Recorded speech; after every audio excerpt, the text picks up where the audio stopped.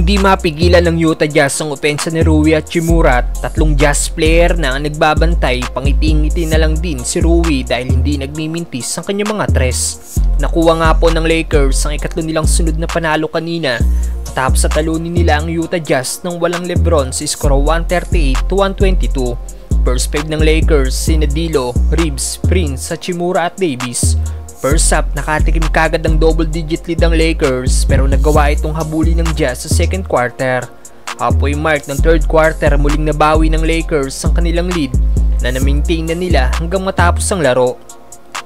Historic night ang naging laro ni Rui Hachimura at Anthony Davis kanina dahil sila ang first pair Lakers teammate na naka-score ng 35 plus points sa isang laro since Kobe and Shaq noong 2003. Nagtapos nga po si AD na may 37 points at 15 rebounds. May 36 points naman si Rui Hachimura na kanyang bagong career high. Talagang pinunan ni Rui ang absence ni LeBron James. Sa last 6 games kung saan ginawa ng isa sa starters si Rui at minub sa bench si Taurean Prince, 5-1 nga po naging record ng Lakers at nag-average ang Japanese native ng 15 points per game, shooting 64% sa field at 41% naman sa 3-point area.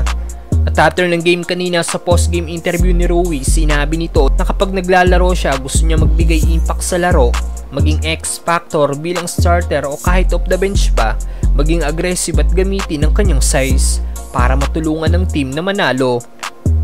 You know, when I get into the game, I want to impact the game. You know, that's always my goal is I want to win the game, but you know, I want to be the X factor, you know, for the team. Either coming off the bench, or starting, you know, everything. Just gotta be aggressive, use my size, whatever it takes to win this team. Well, nakita naman natin lahat ng ito kay Rui kanina. Narito ang ilan sa naging highlights ng Lakers forward laban sa Utah Jazz. Pinagbayad kagad ni Rui ang Jazz matapos hindi man lang i-contest ang kanyang corner 3-point shot. Hindi naman umubra kay Rui ang depensa ng tatlong Jazz player at tinirahan lang ang mga ito sa ilalim. Ginawa namang asintahan ni Hachimura sa kanyang mid-range jumper ang player na ito ng Utah Jazz. Sa kabilang corner naman sumubok ng tres si Rui na pasok pa rin ng tira. Napangiti na lang din dito si Rui Hachimura. Sa play namang ito, dalawang player naman ng Jazz ang tinirahan ni Rui after niyang mag-spin move kay Clarkson and one by Hachimura. Sa play namang ito, kinatawanan ni Rui ang kanyang defender sabay tira ng bank shot.